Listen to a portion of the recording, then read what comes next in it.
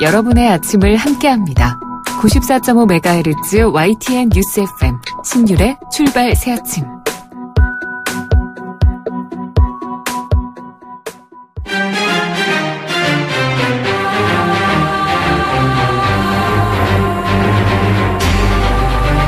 매일 아침을 뉴스로 깨웁니다. 신율의 출발 새아침.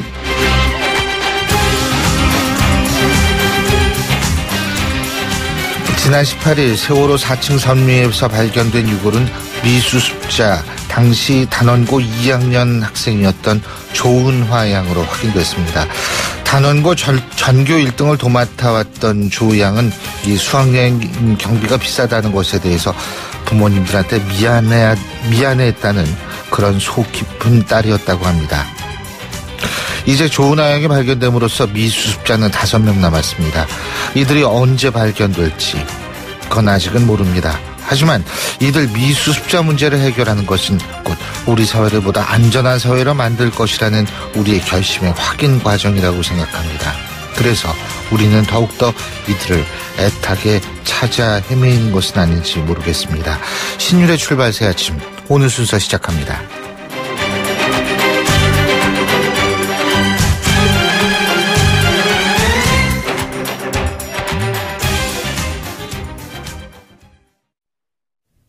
YTN 라디오 신율의 출발 새아침. 지금까지 들어온 뉴스 정리해 보겠습니다. 백병규 시사평론가 스튜디오에 나와 계십니다. 어서 오십시오. 안녕하십니까.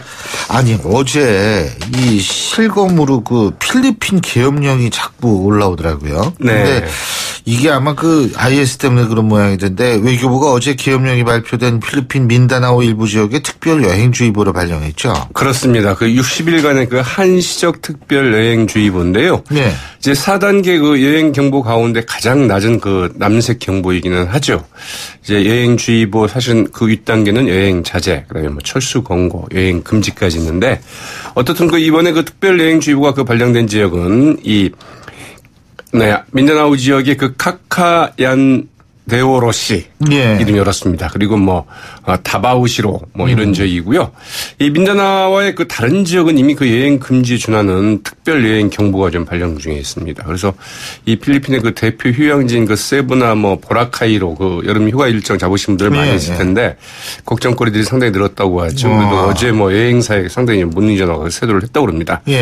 이 러시아 방문 중에 그 급거 귀국한 그 로드리고 두테르테 필리핀 대통령 입단도 험하고 자경단과 이 경찰을 통해서 이제 마약과의 전쟁을 해서 한 7, 8천 명을 진짜 전쟁을 벌이네요. 이미 처형을 한 인권 문제로 아주 심각하게 문제가 큽니다. 그래서 문제 제기가 되고 그래서 이제 이 계엄 이걸 빌미로 해서 이 계엄을 더 확대하는 것 아니냐, 이 장기 집권을 노리는 것 아니냐, 이제 이런 얘기까지 나오고 있는데 어떻든 이 계엄을 이제 전국으로 확대하는 방안까지 검토 중이라고 하는데 이 필리핀 내 그 이슬람 국가 그 추종 반군 세력인 그 마우테가 그 장악한 이 필리핀 남부의 그 민다나오 섬 그 마라위 주변에서는 주민 수천 명이 좀 탈출하는 이런 혼란들이 좀 벌어지고 있다고 하죠. 예.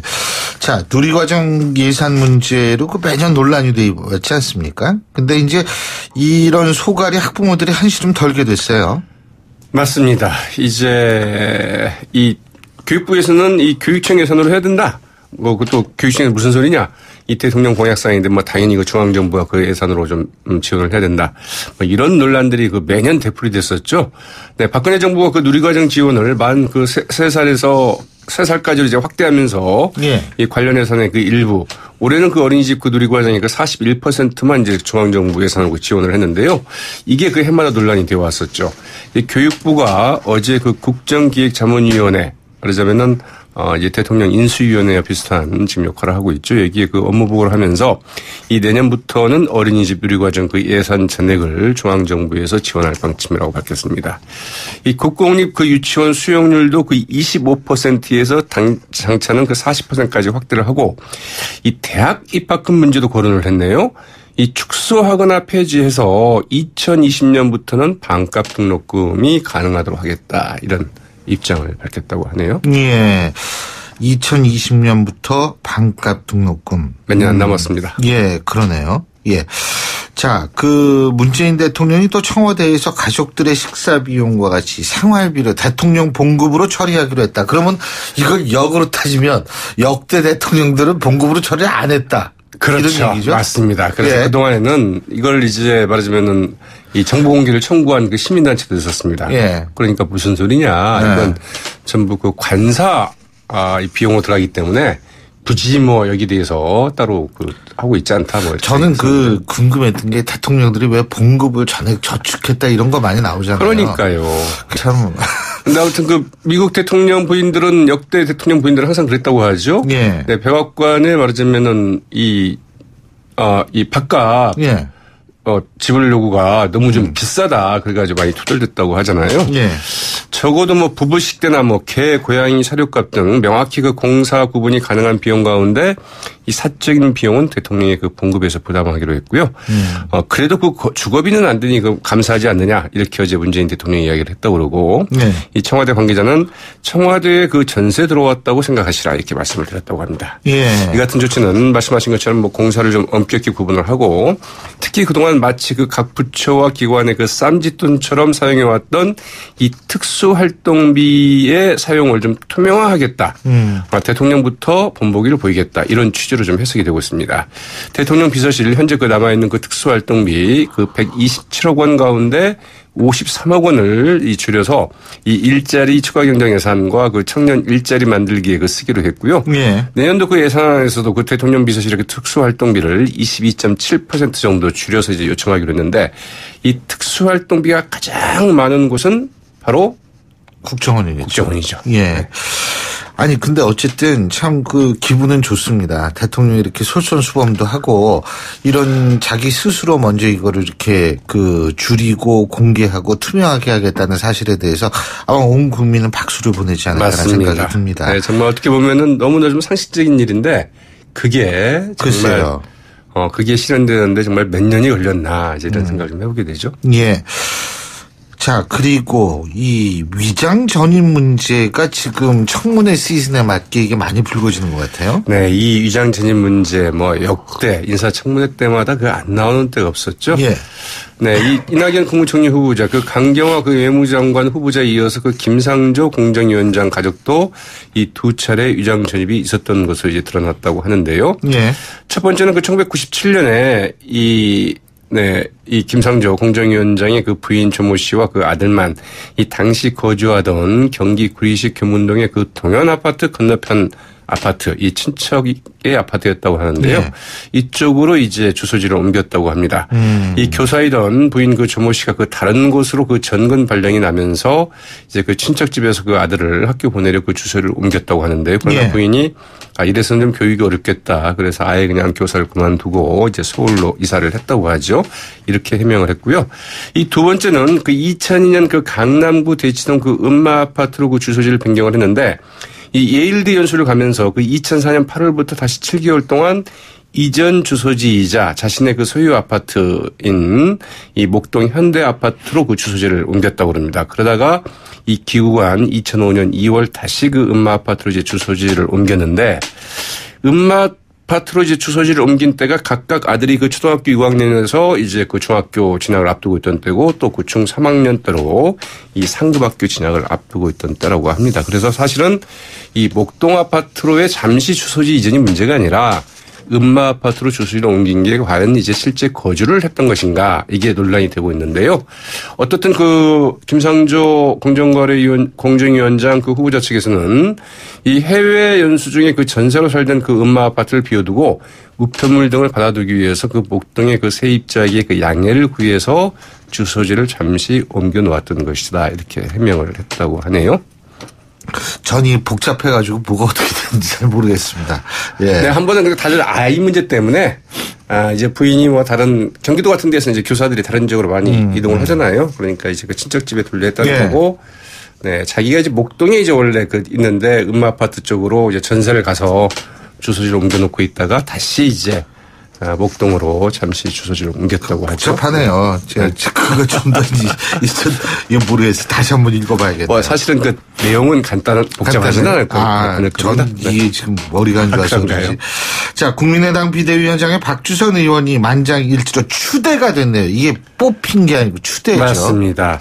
이게 상당히 논란이 많았잖아요. 네. 그래서 어제 이제 국회의원 회관에서 열린 그 중앙위원회에서 그 당초 고문단의 추대를 받았던 정대철 고문이 무슨 소리냐, 나 비대위원장 안 한다, 이렇게 고사 입장을 밝히면서 그 자연스럽게 이 박주선 비대위원장 추대로 이어졌는데요. 이 박주선 그 비대위원장 기자간담회에서 그 영계서문 장군의 절전지훈, 이걸 또 강조를 했다고 그러네요. 한 개의 화살은 그 부러뜨기 쉬우나 10개를 부러뜨기는 어렵다, 이런 말이라고 하는데요. 이 당론으로서 그 총회가 합의가 된다고 한다면 함께 실천하고 동의하는데 그 주저와 그 인식의 예쁘를 기대한다, 이런 얘기를 했다고 합니다. 예, 잘 알겠습니다. 바로 그 박주선 비대위원장을 지금 만나보겠습니다. 오늘 말씀 여기까지 듣겠습니다. 고맙습니다. 네, 고맙습니다. 예, 지금까지 백병규 시사평론가였습니다.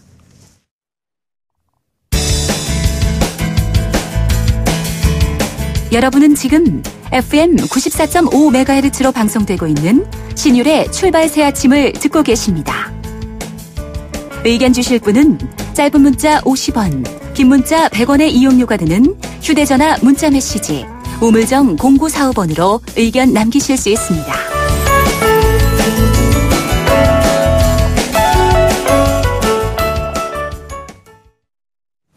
앞서 말씀드린 대로 국민의당을 이끌 비상대책위원장의 국회 부의장 박주선 의원이 추대됐습니다.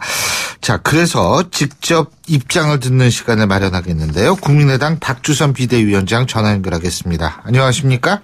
네, 안녕하십니까? 예, 축하드린다는 표현을 써도 되겠습니까? 여보세요? 예. 제 말을 잘 안 들리세요? 예, 조금 볼륨 좀 키워주십시오. 예. 축하드린다고 말씀드려도 되겠습니까? 예. 기도를 좀 해주십시오. 우리 국민의당이 바로 서가지고 다시 국민의 기대를 모을 수 있도록, 또 국민의 지지를 얻어서 다시 저희들 큰 막중한 소임과 임무를 안수할 수 있도록 좀 기도해 주십시오. 예. 자, 지금 막중한 임무라고 말씀을 하셨는데요. 가장 시급하게 해결돼야 될 당내 과제는 뭐라고 보십니까? 지금 대선 패배의 후유증이 상당히 심각합니다. 예. 자신감을 잃고 지금 방황을 하면서 앞으로 우리 당이 어떻게 존립을 할 수 있을 것인가, 아니면 또 예전의 지지를 확보해가지고 출범 당시 국민의당의 역할과 기능을 해서 국민으로부터 또 칭송을 받을 것인가 하는 점에 대한 불안과 우려가 좀 있는 것이 사실입니다. 그래서 이런 문제점을 인식을 하고 무엇보다도 당원이 단합만 하면 또 확신만 가지면 실패는 병가지 상사라 했기 때문에 다시 일어설 수 있다고 생각합니다. 그래서 저는 저희 당이 새로운 모습으로 환골탈태해서 국민의 지지를 받을 수 있게끔 하는 과정에서 소통을 그 어느 때보다도 강화를 하고 많은 분들의 의견을 들어서 정말로 대중정당이 바로 국민의 정당이구나, 앞으로의 가능성과 성공이 보이는구나 하는 평가를 받을 수 있도록 노력하겠습니다. 그 말씀을 뒤집어서 생각하면 지금 얘기가 한창 나오고 있는 더불어민주당과의 합당 혹은 바른정당과의 합당, 이런 일은 없다, 이렇게 이해해도 되겠습니까? 저희들은 우여곡절 끝에 국민의당을 창당해가지고 비로소 국민의당에 의한 국민의 지지를 바탕으로 헌정사상 사실상 처음으로 협치의 정치 구도를 만들었습니다. 협치의 정치 구도는 권력의 남용을 방지하고 소수의 국민에 의한 대표성을 인정받았던 국회가 좀 더 넓은 국민의 지지를 받는 대표성을 인정받아가지고 국민의 정치적 의사와 또 욕구 실현을 더 넓게 할 수 있는 매우 큰 장점입니다. 그런데 만일에 더불어민주당과 창당을 한다면은 양대 기득권 정당의 적대적 공생 관계의 구태 정치로 다시 회귀를 한 거기 때문에 권력의 남용, 또 사유와 또 권력의 독선과 독주 이것을 견제할 길이 없습니다. 그런 측면에서 국회의 교섭단체를 가지고 있는 저희 정당이 바른 정치, 옳은 정치를 할 수 있는 견인차 역할도 하고 또 캐스팅 보트 역할도 하고 또 그리고 저희들이 국민을 위한 정책 공약도 실현할 수 있는 타협의 정치를 또 이뤄내고 그런 것이 맞습니다. 그리고 또 바른정당하고는 정치적 사안에 대해서 역시 저희 두 당의 교섭단체 가지고는 되지 않고 또 더불어당 한 교섭단체 가지고 되지도 않기 때문에 연대에 의해서 올곧은 결론을 내는 데는 협력을 하겠습니다만 지금 사실 노선과 방향과 가치가 좀 다르기 때문에 지금 통합 논의를 한다는 것은 섣부른 이야기고 시기상조다. 저는 그렇게 생각합니다. 그 부의장님, 근데 제가 좀 여쭤보는 게 협치의 정치 구조라는 것이 결국은 이제 다당제를 말씀하시는 것 같은데요. 네네. 그 며칠 전에 저한테 어떤 그 기자분이 전화를 해서 이제 저 코멘트를 좀 해달라고 했던 것이 이 다당제의 우리나라 다당제의 운명이었습니다. 근데 제가 그런 얘기를 했거든요. 무슨 얘기를 했냐면 대통령제는 양당제니까 양당제 쪽으로 가려는 성향이 있는 권력 구조거든요. 이게 그런 상황에서 이게 사실 그 대통령제 물론 뭐 대통령제 한 나라가 우리나라보다 잘 사는 나라가 미국 정도밖에 없지만 이게 다당제가 지금 가능하다고 보십니까? 우선 유럽의 경우는 거의 전 나라가 다당제고요. OECD 거기는 의원 내각제니까요. 예, 그렇습니다. 근데 대통령제도 마찬가지입니다. 권력의 남용에 의한 국민의 피해가 얼마나 컸다는 것은 바로 박근혜 정부의 교훈이라고 생각합니다. 그런 측면에서 지금 문재인 대통령이 상당히 잘하고 있다는 평가를 받고 있는데 이것은 혼자서는 할 수 없는 정치적 시스템과 구조 때문에 그렇다고 생각합니다. 권력이 겸손하고 또 국민에게 섬기는 자세, 소통하는 모습 이런 것은 다당제에 하는 협치 구조가 아니고는 기대할 수도 없고 볼 수가 없는 상황이라고 저는 봅니다. 자, 그리고 이제 또 다른 문제점, 의문점이 뭐냐면 이번 대선에서 문재인 대통령이 호남에서 뭐 상당히 압도적인 지지를 받지 않았습니까? 그죠? 네네. 그러면은 이 호남 민심이 국민의당으로 다시 돌아올 거라고 보십니까? 저는 대통령 선거와 국회의원 선거 또는 정당의 대표 선거는 좀 다르다고 생각합니다. 이번에 대통령 선거에서는 혹시 박근혜 국정농단 세력이 다시 정권을 연장할 우려가 있지 않느냐 하는 측면에서 상당히 쏠림 현상이 있었다고 생각이 되고요. 또 어떤 의미에서 국민의당이 존재를 해가지고 중도 보수 개혁적 보수층을 저희들이 지지를 받지를 못했다 한다면 다시 말하면 보수층이 모두 똘똘 뭉치는 계기가 되고 문재인은 절대 싫다는 그런 정치적 혐오증도 사실 만연되어 있었기 때문에 그런 상황에서 자유한국당과 더불어당과의 경쟁만 됐다 한다면 과연 문재인 정권이 창설될 수 있었겠느냐 하는 의문도 있다고 저는 생각합니다. 그래서 저는 문재인 정권을 탄생시키는 큰 역할을 하는 것도 협치 구도의 국민당의 기여다 저는 그렇게 생각하고 있습니다. 그래서 호남 민심이 다시 국민의당을 지지할 수 있을 것이다. 네, 그래서 앞으로 국정농단을 방지를 하고 패권 정치를 다시 보지 않도록 하기 위해서는 역시 국정의 견제 세력의 한 축인 국민의당이 존재해야 되고 국민의당이 존재하기 때문에 문재인 대통령께서 호남에 대한 적극적인 배려의 정책을 펴고 있다. 다시 말하면 천혜의 경쟁 구도가 됐기 때문에 오히려 호남 문제를 해결할 수 있는 가능성이 보인다. 저는 그렇게 평가를 합니다. 자, 그리고요. 국민의당 대선 후보였던 안철수 전 대표의 역할은 뭐라고 보십니까? 누가 뭐라 해도 대선 패배는 했습니다만 국민의당의 정치적 큰 자산인 건 틀림이 없고요. 본인이 자수구 기간과 또 재기를 위한 여러 가지 지혜를 짜는 역할의 시간이 필요하다고 봅니다. 저희도 당을 다시 세우는 데 있어서 고견을 좀 청취를 하고 자주 만나서 소통하려고 그런 생각을 갖고 있습니다. 소통과 고견 청취 훌륭한 대상이라고 저는 생각합니다. 이 자숙과 재기. 근데 얼마 전에 다시 대권 도전을 하겠다 이런 의사 표현을 하지 않았나요? 그러니까 자숙을 하면서 또 언론에서 앞으로의 행보를 물으니까 묵묵부답하기도 어렵고 그래서 아마 그런 방향으로 시사를 했던 것으로 저는 생각하고 있습니다. 자, 내년에 지방선거 있지 않습니까? 그렇죠? 네네. 예. 네. 뭐 후보를 다 전국에 다 내시겠죠? 당연히 내려고 노력을 해야 되죠. 그런데 지금 지방선거에서 모든 지방의원까지 포함된 지방선거에서 후보를 다 낸 정당은 아직까지는 우리나라에는 없습니다. 그러나 노력을 하겠습니다. 예, 그렇군요. 목표가 뭐세요? 저는 적어도 광역단체장을 3개 이상은 저희들이 이겨야 되고 수도권에서 선전을 해야 된다.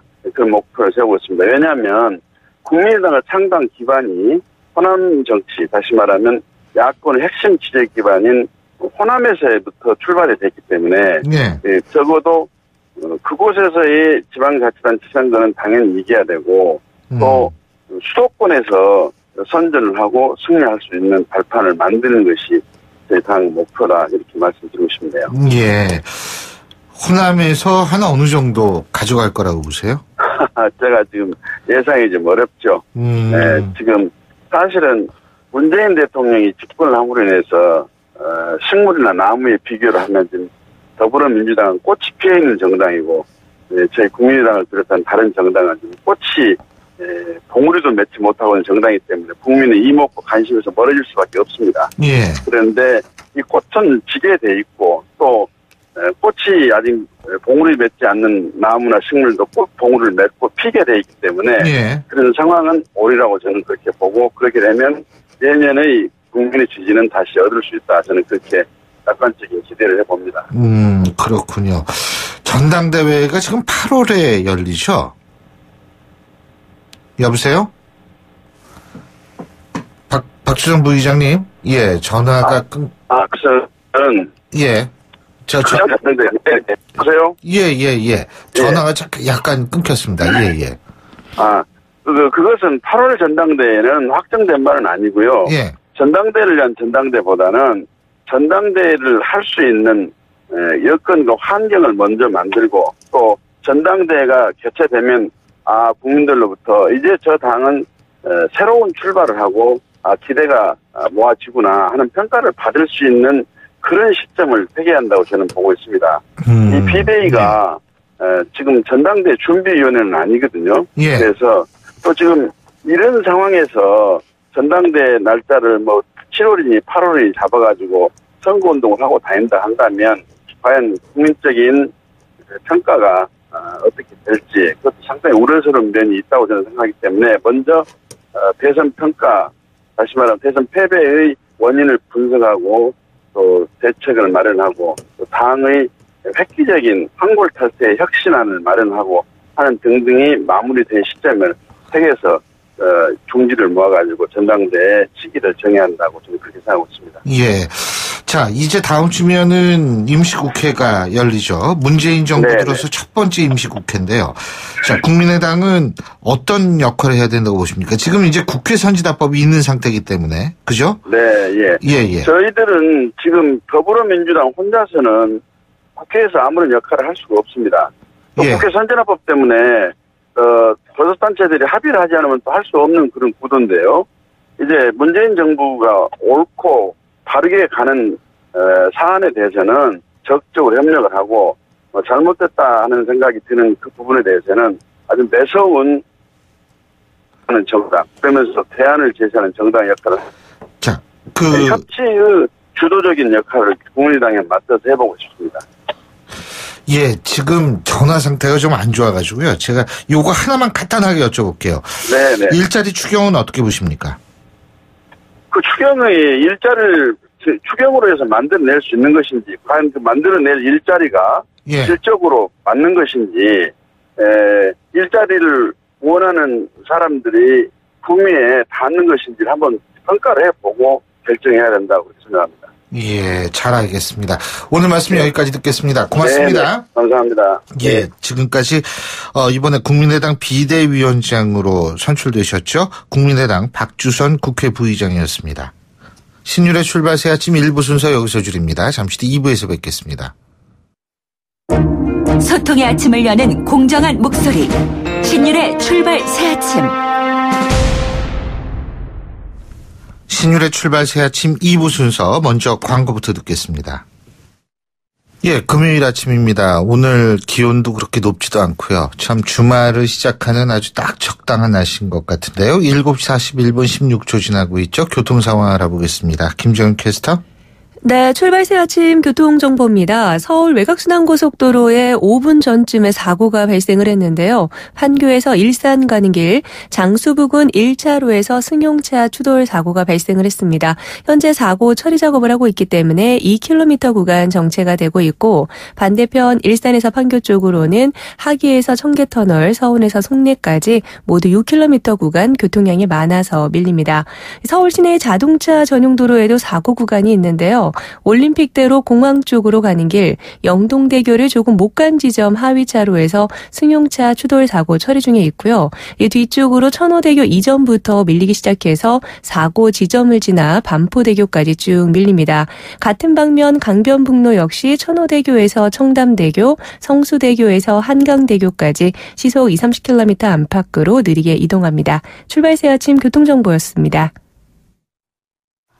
YTN 라디오 신율의 출발 새 아침. 어제 문재인 대통령이 국가인권위원회 위상을 강화하라는 지시를 내렸었죠. 그런데 경찰을 꼭 집어서 인권 개선안을 마련하라라는 메시지를 던졌는데요. 사실상 검경 수사권 조정을 위한 초석 마련이 아니냐, 이런 얘기들이 나오고 있습니다. 14년 전 미완에 그렸던 이 검찰개혁 본격적으로 시동을 거는 건지 자세히 좀 생각해 보겠습니다. 자, 경찰대학교 교수 출신이시죠. 더불어민주당 표창원 의원 전화 연결해서 입장 직접 들어보겠습니다. 표 의원님 안녕하십니까? 네, 안녕하세요. 예, 문재인 대통령이 경찰의 인권 개선 요구를 먼저 하지 않았습니까? 네네. 이 부분은 어떻게 보셨어요? 어떤 의미라고 생각하십니까? 매우 적절하고 가장 필요했던 조치라고 생각이 되고요. 예. 우선은 지난 정권에서 발생했던 백남기 농민 사망 사건이라든지, 예. 지속적으로 국민들께서 불편을 제기하셨던 경찰의 지나친 정보통신 검열이라든지, 또는 수사와 법 집행 과정에서 국민들의 어떤 민원 제기라든지 인권 침해에 대한 우려 목소리가 컸죠. 그 부분에 대해서 개선은 당연한 것이고요. 특히 예. 국가인권위원회 조사에 따르면 우선 수용시설, 구금시설과 복지 수용시설 다음으로 세 번째로 인권 침해 소지가 많았던 것이 경찰이었고요. 그래서 이제 이런 요구를 한 것이 당연한데, 제가 여쭤보는 거는 경찰의 이 소위 말해서 이 당근 같은 것을 주기 위한 하나의 초석 아니냐, 이런 분석도 있거든요. 어떻게 보세요? 그 부분도 당연하다고 봐야 되겠죠. 우선 아까 말씀드린 것처럼, 네, 인권 침해 여지 해소는 당연하지만, 그것이 그냥 강조한다고 해서 해결될 가능성이 높진 않다. 그러면 말씀하신 당근이라고 이야기되는 수사권의 조정이 화두로 떠올랐지 않습니까? 예.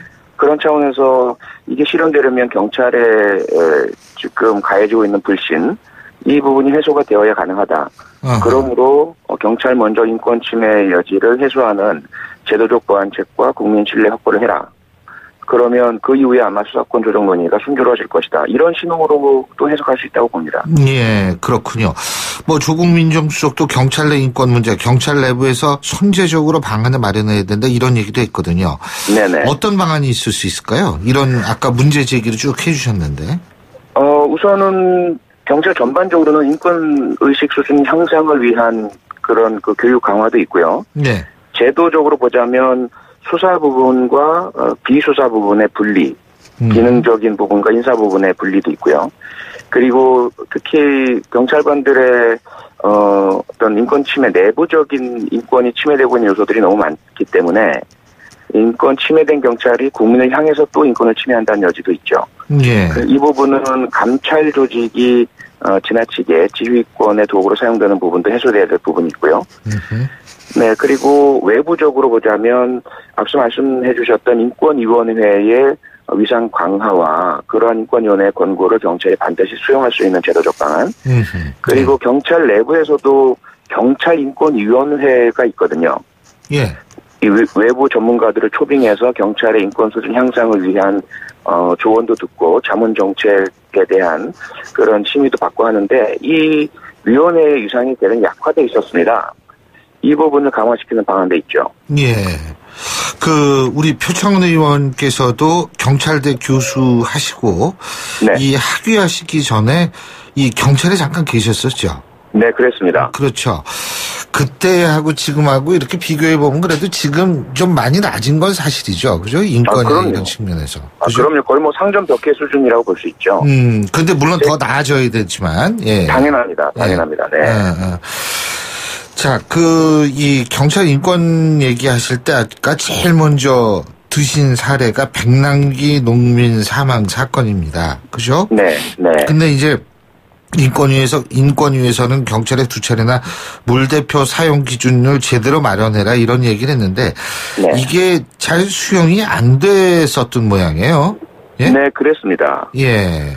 우선은 물대포라고 하는 살수차죠. 예. 물을 뿌려서 시위대와 경찰 간의 거리를 확보해서 사실은 그것이 충돌을 막고자 하는 도구인데 직접 사람에게 살포하는 직수라고 하죠. 예. 직수 방식이 대단히 위험한데 그 직수를 해야 할 요건들을 강하게 정하고 기계적 장치로도 그것을 어렵게 만들고 수압도 조절이 충분히 가능하도록 해야 한다. 이러한 지적이었고요.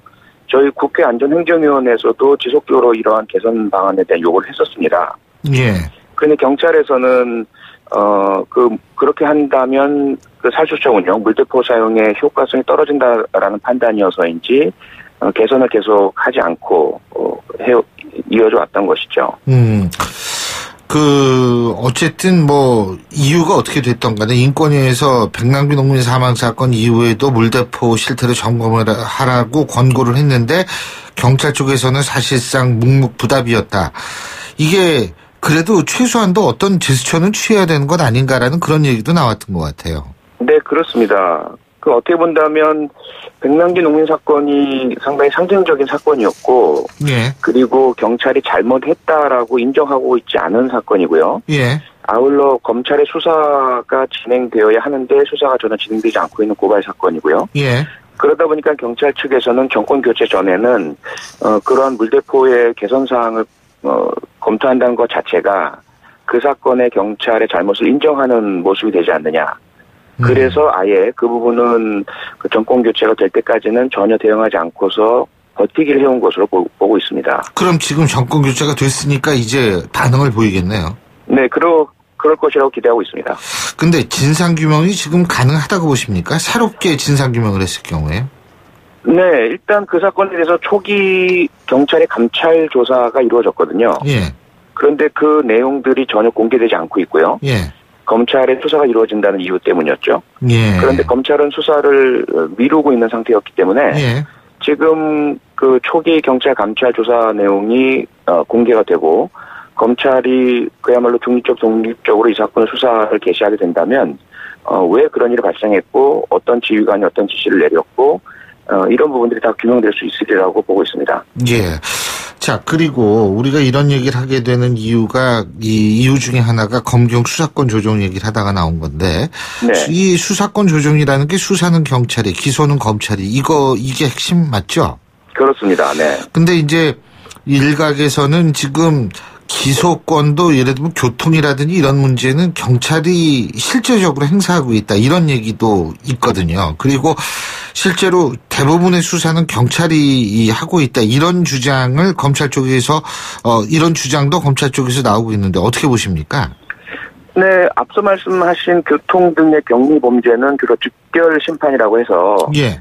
너무 사안 경미하고 처벌에 대한 부분도 미약하기 때문에 판사에게 직접 경찰이 송치하는 형태이죠. 예. 이 부분은 수사하고는 직접적인 관련이 없고요. 예. 두 번째로 대부분의 사건 통계적으로 98% 정도로 집계가 됩니다. 경찰이 수사를 하는데 그래서 더 문제인 거죠. 그런 현실인데도 형사소송법은 그럼 경찰은 모든 수사에 있어서 검사의 지휘를 받아야 한다라고 정해두고 있다 보니까 검찰이 필요하다면 예를 들어 자신들과 연관된 사건이거나 유착된 비리 같은 경우는 경찰의 수사에 직접 개입을 해버립니다. 예. 그래서 재수사 지휘를 한다든지 혹은 사건 자체를 이첩하라고 한다든지 예. 그런 부분들이 실제 우리 사회에서 문제가 돼서 우병우 사건, 진경준 사건, 국정농단 사건으로 이어진 것이거든요. 그렇기 때문에 현실을 법제화하고 실질적인 통제 장치를 갖추는 것이 훨씬 비리의 방지, 인권 보호 이런 부분에 유리하다고 볼 수 있는 거죠. 그러니까 경찰이 수사하는 게 98%군요. 예? 네, 실질적으로 그렇습니다. 실제 그러니까 이게 법하고 실제하고 유리가 돼 있다 이 말씀이시죠? 네, 그렇습니다. 네. 그렇군요. 근데 이게 만약 이제 이 실제와 법을 이렇게 그 간격을 이렇게 좁히게 된다라고 했을 때요. 예? 네. 그렇게 되면은 검찰은 수사를 이제 안 하게 되는 거죠? 수사를 안 하게 될 수도 있는데요. 네. 지금 나온 방안들을 보면 꼭 그렇지는 않고요. 지금 청와대 안은 2차적 혹은 보충적 수사권을 검찰에 둔다라고 하고 있습니다. 그건 무슨 말이냐면 경찰의 수사가 혹시라도 미진할 경우는 검찰이 추가 보완 수사를 할 수도 있고요. 또는 경찰 등의 범죄 혐의가 있을 경우는 검찰이 경찰에 대한 수사를 할 수도 있다는 이야기죠. 예. 그러니까 뭐 이걸 정리해 보면은 원칙적으로 수사는 경찰이 하되 예. 네. 그런데 이게 미진한 부분이 있을 경우에는 검찰도 수사할 수 있다. 이 정도로 정리할 수가 있겠네요. 네, 현재는 그렇게 정리하시는 게 맞다고 봅니다. 네. 그렇군요. 아니 왜냐하면은 또 예, 검찰에도 이 수사관 분들이 계시잖아요. 그렇지 맞습니다. 않습니까? 네. 그러니까 이분들이 또 이게 굉장히 그 어떤 불안해하지 않을까. 그런데 뭐 2차적 수사 보충 수사 하면은 더군다나 지금 98%가 되면은 뭐 그렇게 이분들의 신분에 크게 변동이 생기진 않을 것 같다. 이런 결론도 될 수 있겠네요. 네, 맞습니다. 그리고 일본 같은 경우는 바로 그러한 제도인데요. 예. 도쿄지검 특수부란 곳에서 예. 재벌 등에 대해서만 특화된 수사를 합니다. 예. 그런 것처럼 우리 검찰도 예. 실제 검찰이 적합화되고 필요한 부분에 그 수사력을 집중해서 운영하면 훨씬 더 국가 전체적으로도 도움이 될 것입니다. 예, 그렇군요. 네. 알겠습니다. 그 공수처 얘기 좀 잠깐 좀 여쭤보겠습니다. 간단하게. 네. 이 공수처 이거 어떻게 보십니까? 네, 반드시 비리수사처죠. 하고요. 예. 예, 쉽게 설명드리면 지난번 박영수 특검 예. 이 상시적으로 존재하게 된다. 이렇게 보시면 가장 이해가 쉬울 것 같습니다. 예. 근데 특별감찰관하고는 그럼 어떻게 다른 겁니까?